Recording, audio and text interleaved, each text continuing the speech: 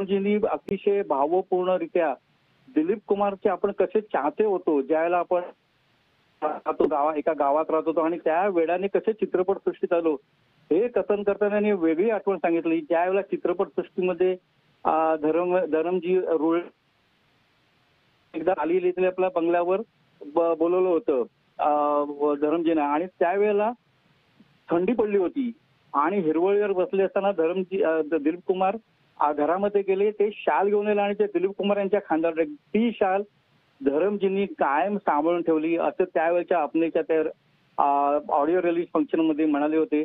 बरेच गोष्टी आहेत, बऱ्याच आठवणी आहेत, बरेच किस्से आहेत, बरंच काही सांगता येईल. धरमजी एक भारतीय चित्रपट सृष्टीतील एक फार मोठी वाटचाल प्रवास. सॅल्यूट. जोडलेले राहा. तुमच्या त्यांच्याबद्दलच्या आठवणी काय आहेत त्या जागृत करू शकाल का? हो, माझी आठवण सांगतो ना. एक साधारण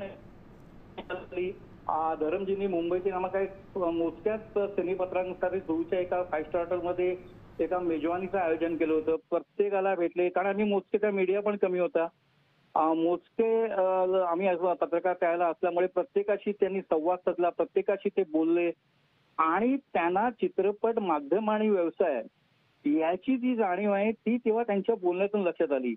आणि जसं आता मी म्हणालो त्याप्रमाणे की शोलेला 50 वर्ष झाली, त्यानिमित्ताने काही महिन्या आणि त्यांनी ते फोटो बघून म्हटलं की तस्वीरे बोलतीये, हे एक आहे. आणि त्यांच्या चित्रपटाचा मुहूर्त असेल तर धरमजी अगदी असायचे की अरे आपल्या चित्रपटाच्या मुहूर्ताला म्हणे आलेले आहे, त्यांचे मित्रमंडळी आलेले आहे, मीडिया आलेले आहे.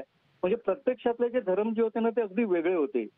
पडद्यावरची त्यांची प्रतिमा आपण जी जसं मी म्हणालो की यादुकी भारत नंतर ते हिमॅन म्हणून ओळखले गेले, ती पडद्यावरची प्रतिमा आणि प्रत्यक्षातले धरमजी त्याच्यामध्ये खूप अंतर होतं. आणि प्रत्यक्षातले धरमजी अतिशय माणुसकी आणि चांगुलपणा जपणारे ते होते.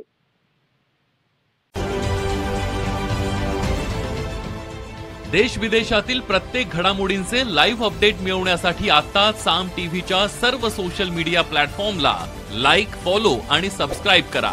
तसंच सर्व नोटिफिकेशनसाठी बेल आयकॉन प्रेस करायला विसरू नका.